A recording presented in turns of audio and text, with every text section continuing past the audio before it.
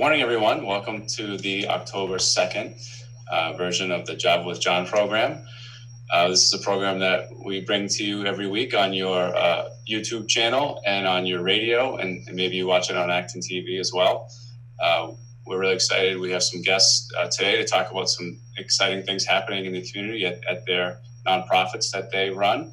But before we do that, we're going to do a normal updates on some things that are happening around town. We're now in the 7th or 8th month of this pandemic, and the business as usual certainly hasn't returned. We're continuing to provide services at Town Hall. If you need something from Town Hall, we have window hours in the parking lot, in the back parking lot, where you can come up and talk to a staff member from land use or from finance. I believe from 10 till 2 most days, and on Fridays I think it's just from 9 to 11. So there's always opportunities to come and meet with staff, and the phones are always open as well, and email is a good way to reach us. So still providing services. The library is still doing a lot of exciting things, even though people aren't going in the building, and we're going to continue to work on planning to reopen and welcome people back into our spaces. Early voting information is available on our website. That is starting very soon. So if you have any questions, contact the clerk's office. We have flu clinic information that'll be released later this month for people out there. And there's a Board of Selectmen meeting on Monday where there's going to be a lot of interesting discussion. And later this month, there'll be a discussion of dog park locations. So hopefully you're following us on social media and you've subscribed to our website emails. And those are two great ways to keep in touch. So another great way we keep in touch is through our senior services. Our Council on Aging Director, Sharon Mercurio, has been working very hard to keep everyone engaged that she would normally be seeing. And this Job with John program is another example of outreach that we do to try to connect with seniors. Sharon, what else is happening on that front? How are you today? I'm doing well. Thank you, John. I can't believe it's October already. Some of the things that are going on with us. Earlier this week, we had a drive-through event. I'm going to try to pull up a couple of pictures. So for household goods, so we had seniors that were bringing donation items to household goods. We had volunteers from household goods collecting them. We had students from the United Way helping on, not United Way, sorry, students from the Acton Foxborough High School that helped unload the cars so seniors could stay put. Luke Penny helped direct traffic. So it was a great day. We ended up with more donations than we were expecting. So here's a couple of photos. We ended up needing to call in a second truck. So we filled 2 vehicles, a box truck and a van, literally jam-packed of different items that will be used for the community. And our guest, Madge will be speaking about household goods in a little bit. But just wanted to thank everybody that was involved. It was a great program, and we had, I think we counted over 105 folks that came through. So it was great. And I think during the quarantine, I know myself, I've been stuck at home. So you're doing a little more downsizing and cleaning out. So it's win-win for the community. People are able to find good homes for their items that are still in good shape, and there's people in the community that really need those items. So great program. Some other things we have coming up, we are having a mindfulness meditation session that begins October 6th. It's Tuesday. It's a 6-week program, begins at 10 o'clock in the morning. Liz Paley, our former health and wellness coordinator, will be running that, thanks to a grant that Cheryl Ball got from Chenaz. So it's a 6-week program, something we could all use, a little mindfulness and meditation. And along those lines, we also have a Laughter for Your Health program that meets Thursdays at 11 o'clock. Both of these programs are on Zoom. I think as this continues, the need to connect with people is even stronger and greater. So try these new programs. I think everybody's stress levels kind of creeping up there a little bit. So things that we can do to be proactive and take control of those. Great resources that we have available in town. The senior center is going to try their first social. So we're going to have a meetup at Nara Park, the picnic pavilion, where it's outdoors. That'll be next Wednesday at 1 o'clock in the afternoon. So come by. We're not allowed to do refreshments or anything. It's basically for you to set sights on some of your friends that you haven't been able to connect with. So staff will be there. There might be an appearance from our town manager who's in the neighborhood.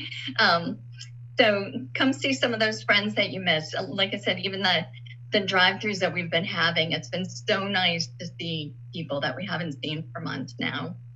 And we're also continuing a history of 1950s music. Next Thursday's session at 1 o'clock will be focused on rhythm and blues. And then we're doing a virtual memory cafe next Friday at 11. So for more information, you can call us. You can look at our website, actoncoa.com. You can email us, but lots of ways to get the information, and we're here to help. We have some students that will help you connect with Zoom if that's something you're struggling with. And our phone number again is 978-929-6652. Thanks, John. Thank you for the updates, Sharon. And yes, let me know about that picnic pavilion. I'll definitely come by and check it out. Sounds like fun. Great, thank you. I miss being at the senior center. So our next guest is Doug Herrick. Doug is the co-president of the Acton Historical Society, and he's involved in several other volunteer efforts throughout town.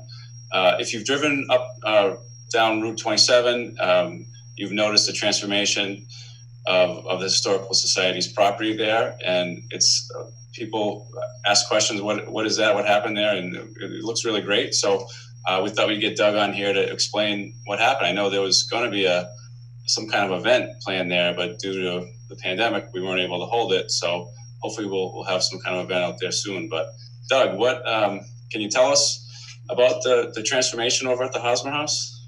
Sure. Anything else you want to share today? Absolutely. So thank you, John, for having us, and also you, Sharon.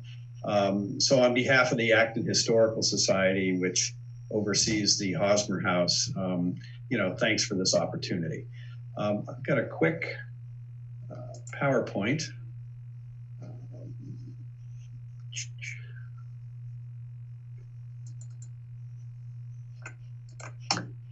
So basically, we want to thank the generosity of the Community Preservation Committee, who provided us with the fundings for really a great opportunity to open up the Hosmer House campus or site. This was a wonderful site that really had been overgrown for a while, and many folks had come to me and said, we didn't even know it was there until we had opened it up for a bit. And the goal was really not just to kind of, get the Hosmer House and some of the other buildings out of its cocoon of trees and shrubs, but also to open it up and make it more visible and available to folks who want to use it. We do want to be a resource for the community, and I think this is going to go a long way to do that. Just as some background on the Hosmer House, which is our main museum of the Historical Society, it's a 1760 salt box house, one of the oldest in Acton. It was acquired by the Historical Society back in '76. You can see right here that it had been abandoned after the last owners had moved out and had been, I think, subject to 2 arson incidents. And the Historical Society picked it up from the town and restored it. Right now, this is where our main collections and public education school groups come through, and it was really transformed after those events. In addition, though, the Hosmer campus or site has what we call the Jenks Library. It's an old 1920 garage, one of the first automobile repair garages in Acton. And this is where we do our archival work. We develop and manage collections of materials for genealogy searches. And it's a great resource for members of the community that have questions about Acton or their family. And the most interesting right now is this barn down here. This is it doesn't look it, but it's a 1820s barn that was essentially taken apart and relocated from New Hampshire, and was a storage area for many of the large agricultural items, a lot of the tools that the 19th century farmers used. And we recently renovated it and turned it into a museum, which hopefully could be maybe another presentation, as part of a Boy Scout Eagle project. And so that was really a wonderful effort to create yet a new museum here. Just to give you a sense of what things looked like before, as you can see, we were cocooned in this green forest, and folks would drive by and not even know it was there. So given the fact that the original homestead of over 110 acres was open, like a lot of these 18th century buildings where folks cut the trees down for fire, we wanted to restore it back to that kind of open homestead look. We also had an opportunity as part of our outreach to the community, as a resource for the community, to increase the parking, to make the pathways safer, and to create event spaces where people could come and listen to music or do whatever they wanted to. We also opened up the sight lines as part of what some folks have referred to as the Acton Gateway. The idea that as you come off of Route 2 on any of the exits there, that what you see is really a natural green environment. And so the Main Street property where Kennedy's is one side of it, and on the other side, the land that the school had was opened up, and so that when you come off the exit, you can actually see the building. So that was the effort. It finished up in 2019. And as you mentioned, John, we were about ready to hold our kind of coming out open house party on May 8th of this year when events overtook us. But we do hope, that we can, do this at some other point. So that's the basic story of the project. And if you have any questions or follow-ups, I'd love to answer them. Yeah, thank you for the presentation. It's a really interesting history. That it really looked a lot different when it was first acquired by the society. I guess one question I have is, when is it open and available to the public? Are there office hours, or how does that work? Yeah. Well, we had to shut down our office hours for social distancing. Okay. At this point, what we're doing is a lot of work to put some of our presentations on our website, which is ActonHistoricalSociety.org. We've tried to really use that website and our blogs to keep the communication going and to issue newsletters for our members. But that's a good question, and I really don't know at this point when we'll be able to actually open things up. As you can imagine, the tours that we used to have in the Hosmer House, it's a very tight, enclosed environment from the 1760s, and it's really hard to socially distance in there. So that's a long way of saying I don't know. Okay, well, good. Well, we'll wait patiently. And do you know the website reference? Do you want to share that with folks? Yes, it's ActonHistoricalSociety.org. Okay. And you'll see an awful lot of new online material that we've posted. Great. Well, that's thanks for the information. And yes, definitely come back and tell us what's going on inside that barn. We'll get you back on the program later in the year. So thank you for being here.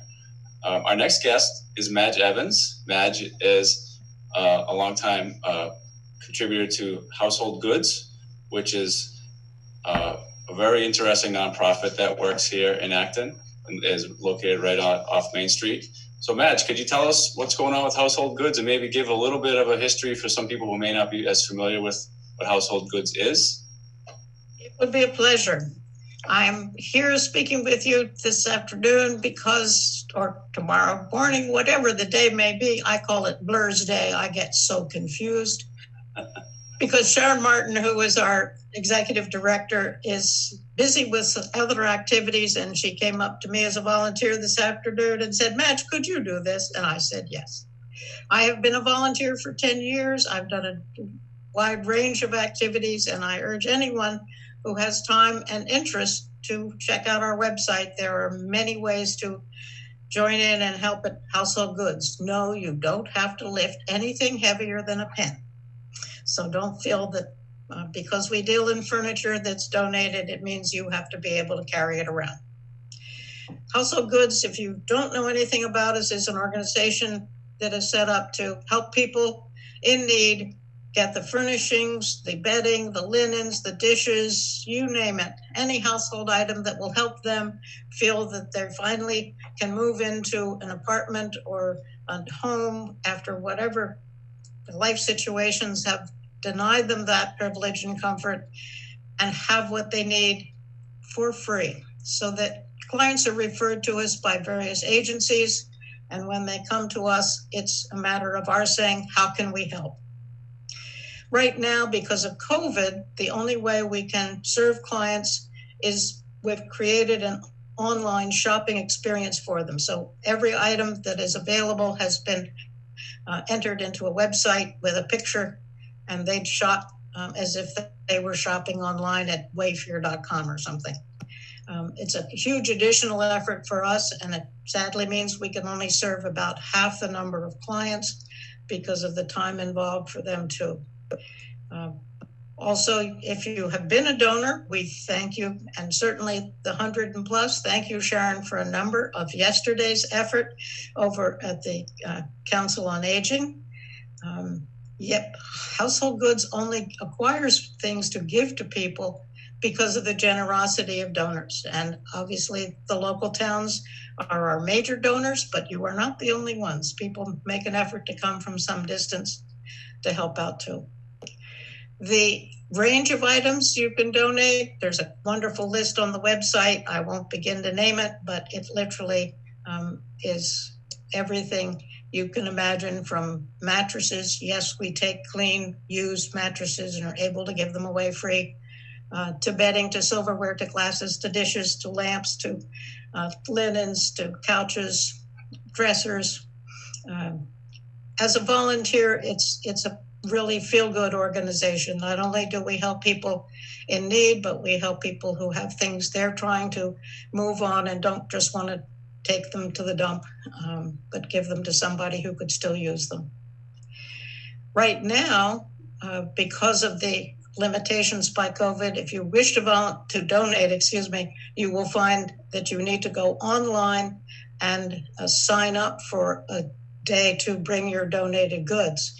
And that's restricted because we have to quarantine everything for 3 days before it can come in the building, and we don't have an infinite amount of space. So if you want to donate, sign up quick. I think the dates are available, maybe still in November, but it's that far out.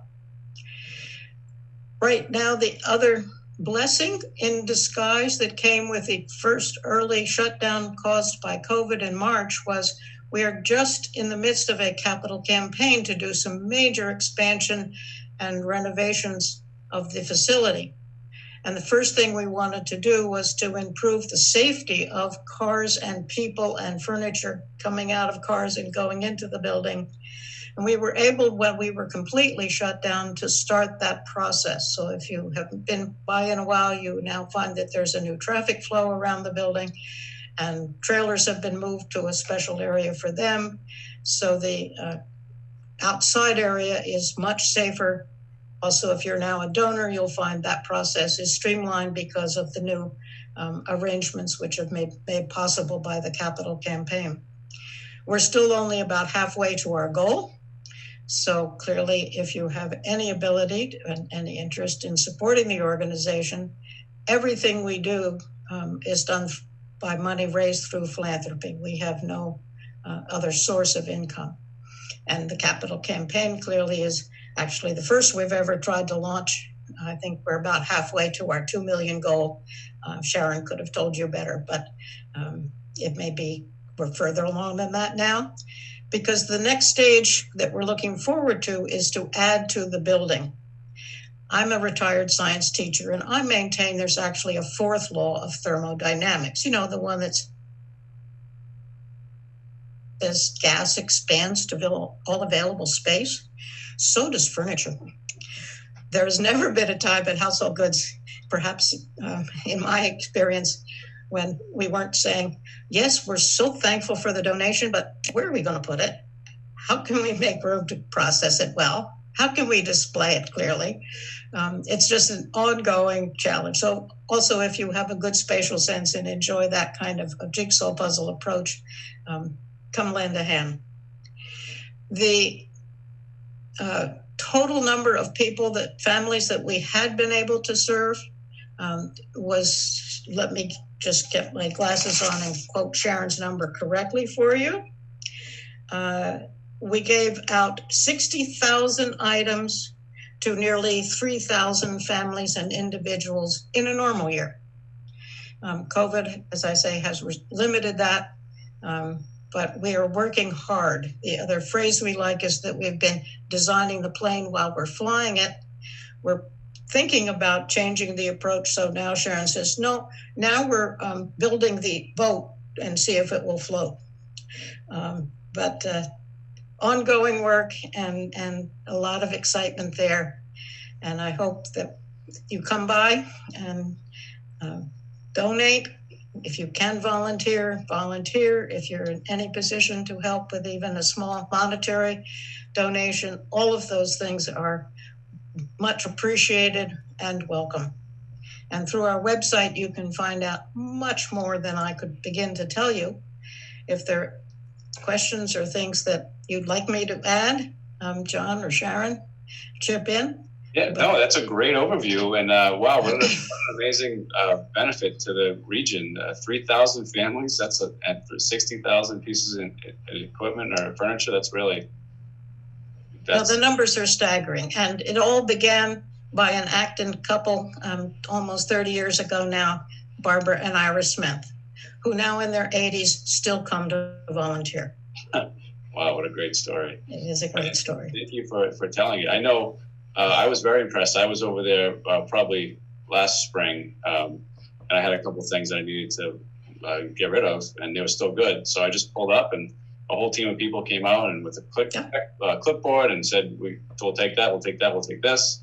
It was very easy. So hopefully we can get back to that style soon, but it sounds like you've adapted and found a good way to continue providing an opportunity. Well, the donor experience isn't much changed, except that you have to wait longer to be able to come. You can't just say, oh, it's Tuesday morning, I'm going. That's great. Well, thank you. Thanks again, and thanks for doing this. And thank you. Seeing you out there at Household Goods. We appreciate having more people know about it, and certainly Sharon, again, a big thanks to the Senior Center for hosting us yesterday. I was just so impressed by the number of people that came and the quality of things they brought for us.